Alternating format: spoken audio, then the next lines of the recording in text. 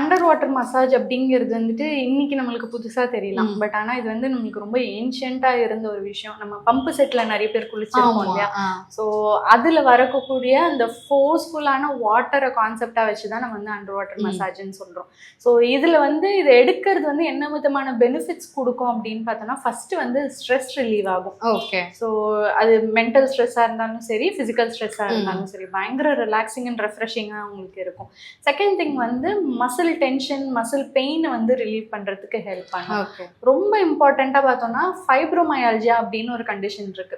அதுல வந்து நீங்க பாத்தீங்கன்னா பாடி ஃபுல்லாவுமே அப்பப்போ அங்கங்க வலிக்கும்.